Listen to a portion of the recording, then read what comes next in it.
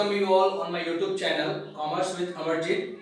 और ये मेरा थर्ड लेक्चर है अकाउंटेंसी क्लास 11th। और इस लेक्चर में हम डिस्कस करेंगे advantage of accounting and assumptions of accounting. ठीक है, मैंने फर्स्ट सेकंड और थर्ड टोटल तीन वीडियोस हमने लाए हैं अकाउंट्स के थ्योरी के लिए, क्लास 11th अकाउंट्स को थ्योरी को कंप्लीट करने के लिए। और फोर्थ वीडियो से है ना, लेक्चर फोर्थ से हम अकाउंटिंग इंट्रोडक्शन को स्टार्ट करेंगे, जो कि पूरा प्रैक्टिकल है और हम सम्स के साथ स्टार्ट करेंगे। तो आपसे रिक्वेस्ट है, अगर अकाउंट्स को एक थ्योरी को समझना है तो फर्स्ट सेकंड एंड थर्ड तीनों लेक्चर को आपको सुनना पड़ेगा, ताकि आपका जो बेसिक जो प्रॉब्लम है अकाउंट से रिलेटेड वो क्लियर हो। ठीक है, फर्स्ट सेकंड थर्ड तीनों लेक्चर क्या है, थ्योरी क्वेश्चंस का है। और फोर्थ लेक्चर से हम स्टार्ट करेंगे numerical sums with accounting equation. ठीक है, तो स्टार्ट करते हैं। आज का मेरा टॉपिक है एडवांटेज ऑफ अकाउंटिंग, क्योंकि किसी भी सब्जेक्ट को पढ़ने से पहले सबसे पहले उसका इंपॉर्टेंस जानना बहुत जरूरी है। क्या हेल्प कर सकता है, क्या होता है इंपॉर्टेंस, अभी हम लोग डिस्कस करेंगे। पहला एडवांटेज है रिप्लेस मेमोरी। क्या? रिप्लेस मेमोरी मतलब कि मेमोरी को ये रिप्लेस करता है। कैसे? सपोज जब आपका एक बिजनेस है और बिजनेस में आपका एक बिजनेस है, आपका एक दुकान है, तो आप क्या करोगे? आप बहुत सारे लोगों को गुड्स बेच रहे हो, है ना, माल खरीद रहे हो, बेच रहे हो। लेकिन आप जरूरी नहीं है कि नया नया बिजनेस है तो आप हर बार कैश में ही बिक्री करो। आपको क्रेडिट पे भी माल बेचना पड़ेगा, और क्रेडिट पे बहुत लोगों का माल हो सकता है आपको बेचना पड़ जाए। तो आप किस किस का याद रख सकते हैं, किस किस का नोट कर सकते हो। ठीक है, इसीलिए हमको अकाउंट्स में हम एक अकाउंट्स बनाते हैं। जिसका नाम हमने बेचा, जिसके नाम हमने बेचा है क्रेडिट, उसका तो नेम से क्रेडिट अकाउंट बनाएंगे। ठीक है, और उस अकाउंट के थ्रू हम याद करेंगे, जब समय होगा तब हम याद करेंगे कि देख के समझ सकते हैं कि हाँ, इनसे हमको पैसा लेना है, इनको हमको पैसा देना है। तो कहने का मतलब है कि रिप्लेस मेमोरी का मतलब अकाउंटिंग आपको हेल्प करता है कि कुछ याद करने के लिए बिजनेस से रिलेटेड, है ना, जो भी फाइनेंशियल ट्रांजैक्शंस आप रिकॉर्ड करके रखे हैं अपने बुक्स में, और जब जरूरत पड़ा तो आपको पता चल सकता है कि हाँ, इसको हमको इतना पैसा देना था, इस इंसान से हमको लेना है, हमने इतना का परचेज किया था, इतना का हमने सेल्स किया था। इस सारी बातों को रिप्लेस करता है अकाउंटिंग, याद कर सकते हैं आप उसको। ओके, फर्स्ट था ये। सेकंड क्या है? सेकंड है आपका फैसिलिटेट इन एक्सेप्टिंग प्रॉफिट। क्या?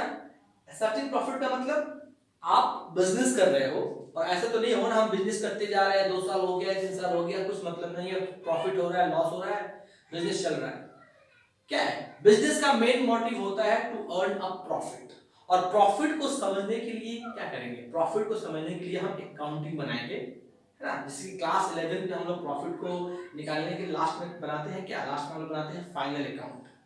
आप लोग को भी सीखेंगे फाइनल अकाउंट। फाइनल अकाउंट से हमको पता चलता है कि मेरा जो बिजनेस एक साल जो कंप्लीट हुआ है, इसमें प्रॉफिट हुआ है कि लॉस हुआ है। तो किसी भी बिजनेस के प्रॉफिट या लॉस को समझने के लिए हमको अकाउंटिंग का यूज करना बहुत जरूरी है।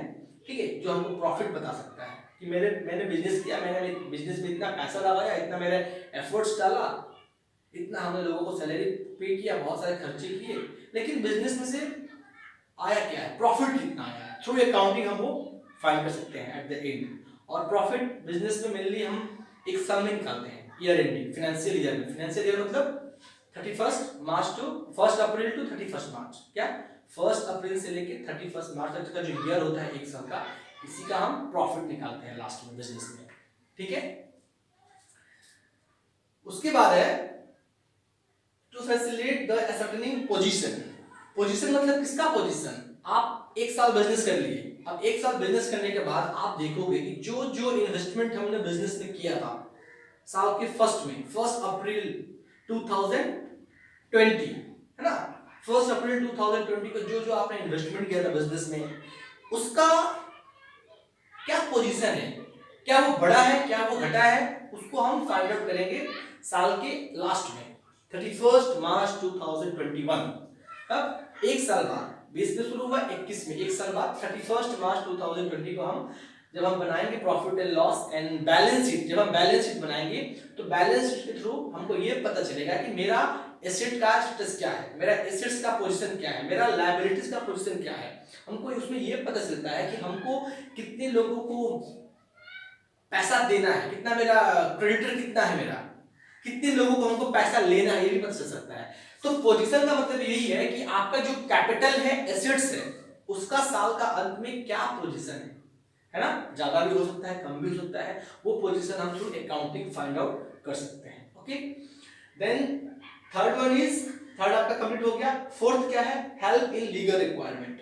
Accounts also helps in legal requirement. Legal requirement मतलब देखिए बिजनेस हो रहा है, और बिजनेस में क्या, बिजनेस हो रहा है तो बिजनेस में इनकम हो रहा है, इनकम पे क्या टैक्स देना पड़ेगा, है ना। हम लोग इनकम टैक्स देते हैं, हम लोग जीएसटी पेड करते हैं, वैट देते हैं, है ना।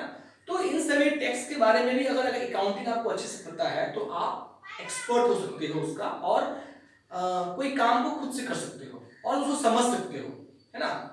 उसके लिए कोई और का जरूरत नहीं, आप खुद समझ सकते हो और आप खुद से पेड कर सकते हो। उसका लॉ, जो भी रूल्स रेगुलेशन आपको अच्छे से पता हो सकता है। तो अकाउंट्स इसमें भी हेल्प करता है लीगल रिक्वायरमेंट में, क्योंकि बिजनेस तो इलीगल चलेगा नहीं, बिजनेस के लिए लीगल चाहिए, है ना, सब डॉक्यूमेंट चाहिए, लीगल परमिशन चाहिए, तो उसको समझने के लिए भी अकाउंट्स बहुत हेल्पफुल होता है, जिसको बोलते हैं हेल्प इन लीगल रिक्वायरमेंट। और आपका जो लास्ट एडवांटेज है क्या है, मिनिमाइजिंग डिस्प्यूट्स। डिस्प्यूट्स कब होता है, मिनिमाइजिंग डिस्प्यूट्स का मतलब डिस्प्यूट्स को कम करना, झगड़ा को कम करना। झगड़ा कब हो सकता है, जब दो लोगों का बात नहीं मिलता है तब झगड़ा होता है। सपोज दैट ए है, बी है, दो है। अब ए बोल रहा है कि मैंने आपको दिया था कितना, आप हमसे खरीदे थे 65,000 का गुड्स क्रेडिट पे, क्या बाकी ए ने बी को बाकी माल बेचा था 65,000 का, 65,000 का, लेकिन बी बोल रहा है कि नहीं मैं तो सिर्फ 50,000 का ही लिया था, आप 15,000 एक्स्ट्रा क्यों बता रहे हो। जब ऐसा कोई सिचुएशन आता है बिजनेस में तो क्या होता है, डिस्प्यूट होता है, ठीक है। अब ये क्यों डिस्प्यूट हुआ, ये इसलिए हुआ क्योंकि ए ने भी अपना अकाउंट मेंटेन नहीं किया, बी ने भी अपना अकाउंट मेंटेन नहीं किया। अब आप ओरली बोल रहे हो कि आपको इतना देना है, आपको इतना लेना है, तो कोई कैसे मानेगा, क्या प्रूफ नहीं है आपके पास। तो अकाउंट के थ्रू हम प्रूफ बना सकते हैं, ए अपना अकाउंट्स में रिकॉर्ड करेगा और बी अपना अकाउंट्स में रिकॉर्ड करेगा, ठीक है। ए हो जाएंगे डेटर क्योंकि इन्होंने माल बेचा है, इनको पैसा मिलने वाला है, ए हो जाएंगे डेटर, और बी हो जाएंगे क्रेडिटर क्योंकि इनको पैसा देना है, ठीक है। और जब ये आपस में इनका कोऑर्डिनेशन अच्छा रहेगा और दोनों का अकाउंट मेंटेन रहेगा तो ये शो कर सकते हैं कि नहीं हमको 65,000 लेना है, तो वो बोलेंगे हाँ ठीक है आपके अकाउंट में है, सही है, तो डिस्प्यूट नहीं होगा। तो कहने का मतलब जहां पे प्रॉपर अकाउंटिंग होता है, जहां पे प्रॉपर अकाउंटिंग मेंटेन किया जाता है बोथ द पार्टीज के, है ना, दोनों लोगों के साथ या दोनों पार्टी के साथ, सप्लायर के साथ या बिजनेस के साथ, तो डिस्प्यूट नहीं हो सकता, डिस्प्यूट के चांसेस बहुत ही कम होता है। तो accounts also help in reduce और मिनिमाइजिंग द डिस्प्यूट्स। ओके, अब हम लोग बात करेंगे एजम्पशंस और कॉन्सेप्ट ऑफ अकाउंटिंग, ठीक है। एजम्पशंस और कॉन्सेप्ट, सबसे पहले एजम्पशंस का मतलब होता है माना गया, क्या माना गया को बोलते हैं, क्या एजम्पशन मतलब मान लिया जाना, ओके। तो पहला एजम्पशन है बिजनेस एंटिटी एजम्पशंस, क्या बिजनेस एंटिटी, आपको पता है बिजनेस एंटिटी, एंटिटी वर्ड मतलब इकोनॉमिक एक्टिविटी, बिजनेस में क्या है, business is a economic activity है।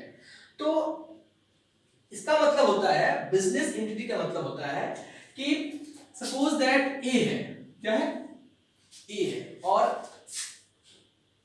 ए का ये बिजनेस है, ए बिजनेस, ए का बिजनेस है। तो बिजनेस एंटिटी का मतलब ये होता है कि कभी भी हम अकाउंटिंग में ए है, ए ने बिजनेस शुरू किया, तो ए का कुछ पर्सनल भी खर्चे हो सकते हैं, पर्सनल भी रिक्वायरमेंट हो सकता है और बिजनेस का भी हो सकता है। तो हम अकाउंटिंग में हमेशा बिजनेस का ही ट्रांजैक्शन करते हैं। सपोज दैट ए ने ₹7 लाख एज अ कैपिटल इसमें लगाया, क्या लगाया, कैपिटल लगाया, ठीक है। कोई भी बिजनेसमैन बिजनेस में पैसा लगाता है तो उसका मेन मोटिव क्या होता है, ऐसा तो नहीं है पैसा लगा दिया कुछ नहीं, उसमें से हमको प्रॉफिट चाहिए, उसमें से हमको प्रॉफिट चाहिए बिजनेस में से, ठीक है। तो कभी भी बिजनेस इंटरेस्ट हमको यही समझना है, बिजनेस एंटिटी एजम्पशन का मतलब यही होता है कि कभी भी हम जो बिजनेस करते हैं तो बिजनेस का रिकॉर्ड, बिजनेस का फाइनेंशियल रिकॉर्ड को ही अकाउंट्स में रिकॉर्ड करते हैं।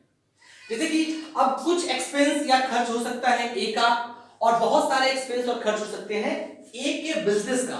तो ए का बिजनेस चाहे एक बिजनेस हो, चाहे दो हो, चाहे तीन हो, कितने भी बिजनेस है हम सिर्फ बिजनेस का ही ट्रांजैक्शंस को रिकॉर्ड करेंगे। और यही अकाउंट्स की एक खास बात होती है जो कि बिजनेस को रिस्पेक्ट देता है।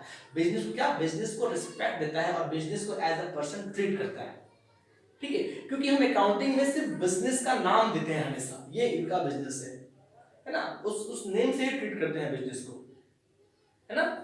तो इससे ये समझना है कि हमेशा बिजनेस में कोई अगर इनका पर्सनल एक्सपेंस है हमको कोई मतलब नहीं, लेकिन अगर बिजनेस में कोई एक्सपेंस हुआ उसका हम रिकॉर्ड करेंगे। इनका पर्सनल है, ये अपना रिकॉर्ड करे ना करे ये एक अलग अपना मामला है उनका, लेकिन बिजनेस है तो हम बिजनेस का ही ट्रांजैक्शन रिकॉर्ड करते हैं हमेशा।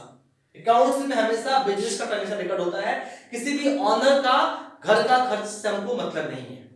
अगर इन्होंने एक टीवी खरीदा घर के लिए हमको मतलब नहीं है, लेकिन अगर ये बिजनेस के लिए कुछ भी खरीदे, टीवी खरीदे, उसका हम रिकॉर्ड करेंगे। इन्होंने घर के लिए मेड रखा, नौकर रखा, हमको उसका एंट्री नहीं करना उसका सैलरी का, लेकिन अगर बिजनेस के लिए बिजनेस का एम्प्लॉय को सैलरी दे रहे हैं तो उसका रिकॉर्ड हमको करना पड़ेगा। तो कहने का मतलब है कि बिजनेस में हमेशा बिजनेस के ट्रांजैक्शंस को ही रिकॉर्ड किया जाता है, ऑनर का पर्सनल लाइफ से, पर्सनल प्रॉपर्टी से कोई मतलब नहीं है। क्लियर है? उसके बाद आपका गोइंग कंसर्न एजेंशंस। गोइंग कंसर्न मतलब जो चलते रहे मतलब क्या, year by year 2020 21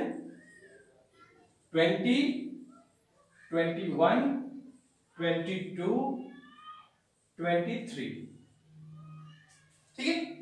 going concern मतलब क्या, आप अपने बिजनेस को एक साल के लिए करना चाहोगे नहीं, कोई भी अपना चाहता है कि मेरा बिजनेस लॉन्ग पीरियड तक चले और वहां पे कंटिन्यूअस क्या हो, प्रॉफिट हो, कंटिन्यूअस बिजनेस अच्छा परफॉर्म करे।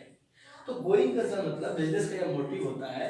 और गोइंग कंसर्न कब कब कब होगा, जब आप अच्छे से अकाउंट मेंटेन करोगे और आपको ये पता चलेगा कि हाँ हमने 2020 में प्रॉफिट कमाया, क्या प्रॉफिट कमाया, तो हम कल सोचेंगे कि 2020 में मेरा प्रॉफिट 50,000, हम कुछ और एफर्ट्स पुट करेंगे और अच्छे से मैनेजमेंट को करेंगे तो मेरा प्रॉफिट ज्यादा हो सकता है, फिर 23 में और ज्यादा हो सकता है, 25 में और ज्यादा हो सकता है। तो गोइंग कंसर्न का मतलब है कि अकाउंटिंग उसमें भी हेल्प करते हैं कि बिजनेस आपका लॉन्ग लास्टिंग कैसे चले, लॉन्ग पीरियड तक कैसे चले, ठीक है। उसके बाद आपका money measurement agency. Money measurement बहुत ही इंपॉर्टेंट है। मनी मेजरमेंट मतलब in accounting we are recording the transactions which is related to the monetary form, financial कोई रिकॉर्ड करेंगे। मतलब कि अकाउंट्स में जो हम बुक में जो रिकॉर्ड करते हैं वो सिर्फ पैसे को रिकॉर्ड करते हैं, अमाउंट को रिकॉर्ड करते हैं। किसी भी प्रोडक्ट की क्वालिटी या क्वांटिटी से मतलब नहीं है। बिजनेस को चलाने के लिए क्वालिटी तो अच्छी होनी चाहिए, बहुत ही अच्छी क्वालिटी होगी तभी बिजनेस चलेगा, सही है। लेकिन रिकॉर्ड जो करेंगे हम, इन्वेंटरी जो पास करते हैं हम वो विद अमाउंट करते हैं। अगर आपने 100 पीस केला खरीदा है ना, या आपने 2 दर्जन केला खरीदा, क्या 2 दर्जन, तो 2 दर्जन केले का अमाउंट को रिकॉर्ड करेंगे, नहीं कि उसके नंबर्स को, ठीक है। तो किसी अकाउंट्स में बुक्स में जो हम रिकॉर्ड करते हैं वो सिर्फ अमाउंट को करते हैं, उसके क्वांटिटी या क्वालिटी को रिकॉर्ड नहीं किया जाता है अकाउंटिंग में, ठीक है। सिर्फ अमाउंट से मतलब है, इसलिए बोला गया है money measurement assumptions, okay. And fourth क्या है, अकाउंटिंग पीरियड एजम्पशन। पीरियड मतलब क्या, अकाउंटिंग पीरियड एजम्पशन मतलब कि इसमें एक पीरियड होता है जिसको बोलते हैं फाइनेंशियल ईयर। ईयर मतलब 1 अप्रैल टू 31 मार्च, जहां पे बिजनेस 1 अप्रैल में शुरू हुआ और हम उसका जो फाइनल अकाउंट बनाते हैं, जहां पे प्रॉफिट या बैलेंस का जो पोजीशन हो गया वो हम देखते हैं, प्रॉफिट देखते हैं, वो साल के अंत में देखते हैं। तो ये 1 साल का पीरियड होता है। ऐसा नहीं कि आप बिजनेस आज शुरू कर दिए, आप 10 साल 5 साल बाद प्रॉफिट चेक करोगे, नहीं। आपको पीरियड वाइज 1 साल का पीरियड खत्म हो गया, हमने प्रॉफिट को चेक किया, मेरा बिजनेस प्रॉफिट है, फिर हम नेक्स्ट पीरियड में चेक करेंगे, फिर थर्ड पीरियड में चेक करेंगे। ऐसे करने से क्या होगा, मालूम पड़ता है कि बिजनेस में प्रॉफिट हो रहा है कि लॉस हो रहा है। लॉस हो रहा है तो किस कारण से हो रहा है, किस reason, what are the important reasons for firm getting loss, उसको हम करेक्ट करेंगे। और प्रॉफिट हो रहा है तो और क्या अच्छे से कर सकते हैं कि प्रॉफिट और ज्यादा हो। तो पीरियड ऐसा मतलब कि पीरियड बाय पीरियड क्या करना है, प्रॉफिट को चेक करना है बिजनेस में, ये अकाउंटिंग बताता है, ओके। और लास्ट में आपका ये जो बहुत इंपॉर्टेंट है, क्या, ड्यूल एस्पेक्ट एजेंशंस। ये बहुत ही इंपॉर्टेंट है, वेरी इंपॉर्टेंट। ड्यूल एस्पेक्ट, इसमें क्या होता है, इसमें होता है डेबिट एंड क्रेडिट। इसका ये मतलब होता है जिस तरह हम जब फाइनल अकाउंट बनाते हैं तो आपको आप लोग समझोगे आगे बहुत सारे क्लासेस में या चैप्टर में बैलेंस शीट, है ना। आपका अकाउंटिंग इक्वेशन में बैलेंस शीट बनाना है। बैलेंस शीट का मतलब होता है कि आपका एसेट्स इक्वल्स टू लायबिलिटीज, क्या आपका जितना एसेट्स है उतना ही इक्वल टू लायबिलिटी, जो उसको बोला है बैलेंस शीट। आपका बैलेंस है, आपका जो पोजीशन है फाइनेंशियल पोजीशन क्या है, बैलेंस है। तो ड्यूल स्प्लिट का मतलब होता है कि ड्यूल स्प्लिट का मतलब होता है क्या, डबल एंट्री सिस्टम, जो कि अगर कोई अमाउंट एक बार डेबिट हुआ है तो दोबारा वो क्रेडिट ही होगा, और debit equals to always credit, that's why called dual aspect of assumptions. मतलब कि अकाउंट्स में डबल एंट्री में क्या होगा, डबल एंट्री का मतलब होता है जो एक बार डेबिट हुआ वही एक बार क्रेडिट होगा, ठीक है, ड्यूल एस्पेक्ट, उतना ही अमाउंट से, तब करेक्ट है। तो ये डेबिट क्रेडिट बहुत ही इंपॉर्टेंट है। और डेबिट जब अकाउंट बनाते हैं तो अकाउंट्स में, अकाउंट्स क्या है, अकाउंट्स का मतलब होता है the place where the transactions are recorded, it's called account। account का मतलब है the place where the transactions are recorded। तो डेबिट साइड में, डेबिट हमेशा लेफ्ट हैंड साइड में होता है और क्रेडिट हमेशा राइट हैंड साइड में होता है। Debit always left and credit always right, ठीक है। दो अकाउंट होते हैं, अकाउंट्स के दो साइड होते हैं, there are two sides of account, debit and credit, और ये इक्वल होना चाहिए। जब आप जनरल एंट्री पास करोगे, cash account debit to purchase account debit, है ना, तो कैश 10,000, परचेज भी 10,000 एंट्री होगा। आगे आप लोग कुछ सीखोगे, ओके। तो ये होता है ड्यूल स्प्लिट का मतलब, there must be a equal debit and credit, ठीक है। तो ये आज का एक इंपॉर्टेंट था थ्योरी पोर्शंस है, जिसमें हमने एडवांटेज को डिस्कस किया एंड एजम्पशंस को। और लेक्चर फोर्थ से अकाउंटिंग इक्वेशन न्यूमेरिकल सम्स हम लोग स्टार्ट करेंगे नेक्स्ट लेक्चर से, ओके। तो आपसे रिक्वेस्ट है प्लीज वीडियो को पूरा देखें और सीक्वेंस में देखें, ताकि आपका डाउट और जो भी प्रॉब्लम है वो क्लियर हो पाए, ठीक है, ओके। कंप्लीट है, थैंक यू।